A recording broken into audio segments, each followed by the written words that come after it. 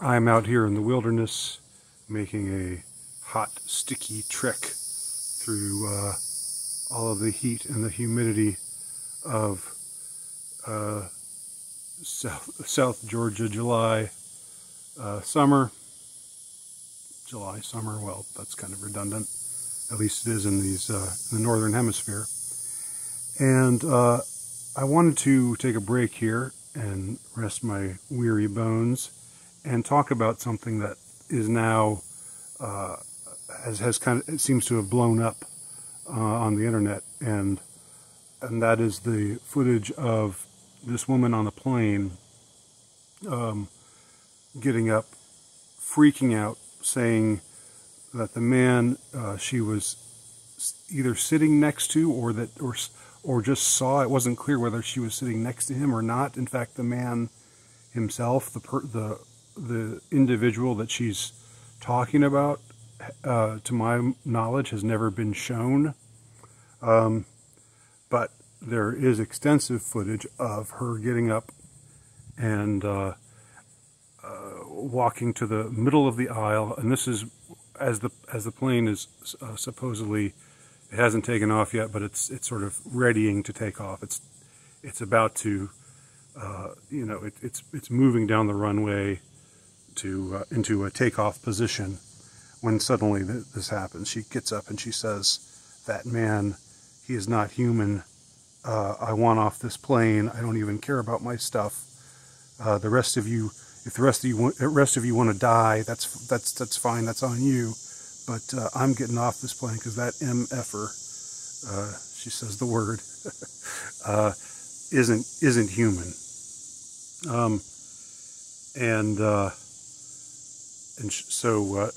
So then she leaves.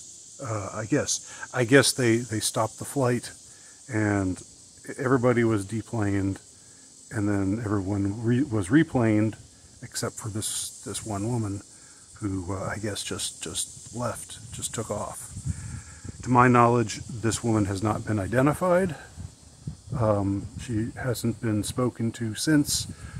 That nobody has tracked her down and talked to her and tried to get a more in-depth perspective on what exactly it was that she saw, and what it all signified to her, why it made her so upset and frightened. That's kind of strange. That in itself is kind of strange, that we don't know this girl's name. She's a younger woman. Looks like someone in her mid 20s, maybe late 20s at her oldest. Blonde hair, semi-attractive,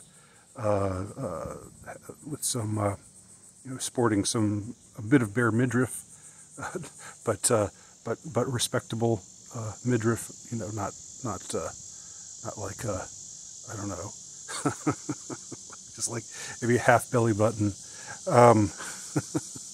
And I know it sounds like that's a triviality to dwell on, but I think all of this is important, because my impression after watching this video, and this is just an impression, take it only for what it's worth, because I don't know anything else besides what I saw, and the fact that she hasn't been talked to since then, and I guess that there have been a couple of videos that have come out since where somebody claims to have seen her and said that she was sitting next to a black guy, and that she was a racist Karen, because she thought that the guy she was sitting next to had stolen her earbuds, and so that was what flipped her switch or whatever. But it seems strange, if that's the case, that she would say, "I want to get off the plane. I don't care about my stuff." She's not, saying, "Give me my earbuds back. Tell that man to give me my earbuds back," or doing anything like that. She's saying, he's not human, and we're all going to die if we stay on this plane. But I'm getting off. very peculiar, very bizarre stuff. But like, you know, in the world we're living in today, it's sort of par for the course, isn't it? It's just another one of those things that's happening. Seems to just fit right in somehow with the world that we find ourselves living in here in 2023, in the Western world. So my thoughts on this video are, and here I'm only speaking with the expertise of someone who's been in plays, who has memorized lines for plays, who has seen, you know, lots of actors do their thing, you know, student actors and professional actors both. I was, you know, for my high school and college years, I was, and even a little bit into my grad school years, I was, I did some, you know, drama, some took part in some theater. To me, this looks like theater. The way this woman behaves, the way that she talks, it sounds like she's delivering lines. And again, I am just saying that based on you know, having seen what it looks like when actors deliver lines. You know, it's like a performance can be good, but it can still be artificial in a way, especially when you're talking about stage work, because, you know, you've got to talk in a way that's not really natural. You project, you know, you have to project your voice. You have to, in some ways, not be melodramatic, but you have to be a little bit more emotional or emotive than you would be in everyday talk. And so there is an artifice to the way an actor speaks, especially in a stage performance. You know, if you're ever a young actor, you know, you hear, if you're a little kid and you're in a play, you always hear the director say, you need to project your voice. Project is a word that you just hear a lot because, you know, some kids just aren't loud enough. They don't get that they have to be louder. They have to talk louder when they're talking to, you know, an audience. And then there are the really annoying child actors who just act like they're on stage all the time. I think we all know the type. I think I avoided becoming that sort of child because I didn't start that early, and I wasn't really in that many. It wasn't until late into high school and then college that I started really acting. So I think I avoided the you know, developing the child actor kind of persona. That's so, let's just say, you know, it stands out. It calls attention to itself. But all of that aside, this looked like a scene in a play. That's my impression. That this woman, she didn't sound like to me like she was really out of her mind. Like some of the thesis about her is she's just nuts. She's schizophrenic or whatever. She's having you know, a mental breakdown. I think somebody actually having a mental breakdown would be far less articulate and far less understandable, and just be more of a, you know, kind of a jumbled mess, and in this case, it's like she has what in annoying actor lingo is a through line. You know, what do you intend to do in this scene? What is the point? What do you want to do? What do you want to accomplish in this scene? In this scene, I think if you were to ask her what she wanted to accomplish in this scene on this plane, which was a real world setting, but still it seems to me like kind of guerrilla theater that she was setting out to say, you know, to express her fear and her outrage and her feeling of you know, having seen a person who's not really a person, whatever that means. Not that's having seen something that, you know, come across a supposed person who isn't human. Now, we haven't. It's also interesting. We haven't seen the person that she was supposedly talking about, and even you know, of course, everybody has their phone out. Whenever any drama unfolds in public, everybody gets their phones out. There's something kind of, you know, like, I think there's something really tacky about that. But at the same time, I understand it. Like, you know, you sort of want to, wow, this is going on. I want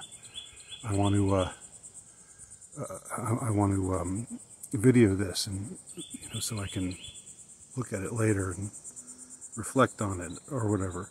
But I wish there was a way of just not doing it so conspicuously, because it makes it seem like you're just sort of, there's something just tacky and a little callous about it. But I think that, you know, this you know, if I were to form a hypothesis about this moment, it would be that this woman, in concert with whoever had her do what she did, and there we can really, you know, there's plenty of room for speculation on that. But the fact that she wasn't arrested for, you know, disrupting a flight, the fact that she wasn't taken into custody, you know, for creating a scene or interrogated or anything like that, but was just, that we know of anyway, but was just allowed to sort of disappear into the ether, is strange and suggests, you know, that there was maybe some powerful, some group that had some clout that was putting her up to this. I'll just say that much.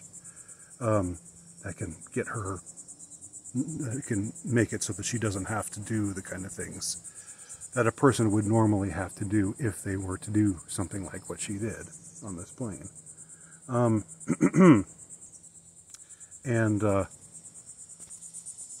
so I believe that she knew that cameras would be on her. She knew that she was going to be creating a scene, and that people were going to be videoing her, and that this was guaranteed to become an internet sensation, a media sensation, just because of the dramatic nature of it all. But it had a real artificiality to it. And by the way, I'm leaving the link below. You can see for yourself. But that's my impression. Now, why would they do this? I mean, I've heard people say, like, or I actually heard one commentator talking about the people on the flight, how they were just sitting there as she was going on her excited, you know, rant, or hysterical, if you will, rant. How they just sat there and weren't really that responsive, and how they thought that was strange. I don't think so. I don't think that's strange, and here's why. I think when you get on a plane, you know, there's like a small percentage of people who have no fear no fear whatsoever of flying. You know, it's just, they might as well just be taking a peaceful walk through the woods as they are being on a plane hurtling through the air. But I think most people, you know, when you're gearing up to fly, you're somewhere on the spectrum between being completely terrified or, you know, just a little bit anxious, because you're about to, you know, you're about to be carried up into the air in this aluminum tube, you know, miles up in the sky, and you don't want anything to go wrong when you're up there. So you're maximizing your chill. And it's worse because you're crammed together with all these other people. You know, so there's like, but there's this unspoken rule that you're all just, you know, okay, everybody, let's be chill. You know, let's all be chill together as we're getting on the plane. You know, before we take off. You know, there's an understanding. You know, I mean, most people, as I said, it's a spectrum, but I think everybody is somewhere on the spectrum of either, you know, a little anxious to very anxious to somewhere in the middle. So I don't think it's strange that they were ignoring her or trying to pretend that she wasn't there. I mean, I think that's like the last thing you want to have is when you're on a plane is somebody get up and start messing with the chill. You know, somebody start going on and on about something that's, you know, and saying we're all going to die and saying that person's not human. You don't want to hear that type of stuff when you're about to be you know, flown through the air on a plane. You know, and but it is, again, a part of the theatrical aspect of this, that it's drawing on that inherent fear that we have. You know, and I've been talking a lot about Indiana Jones lately. I used to think that it was kind of cheap, or it was kind of stupid that they made Indiana Jones have a fear of snakes, because I mean, who doesn't fear snakes? Like, it's such a common thing. Like, it was sort of, I mean, it's like it seemed like such a pedestrian fear, but that was exactly what made it so great. It was what made the character, it was what gave this character this relatability, because in spite of the fact that he was so fearless and could do all this stuff and was going on these adventures and you know, going places that most people wouldn't dare go, he still had this very relatable fear, you know, and had it maybe to an extent that even a normal person, that even exceeds that of the normal fear of snakes. So that was what actually made the Indiana Jones's character. That was what gave him this more human quality, more relatable quality. And it's the same thing with, again, with talking about we're all going to die. You're all going to die unless you get off this plane. Saying something like that, that's like the last thing anybody wants to hear, you know, when you're about to fly somewhere.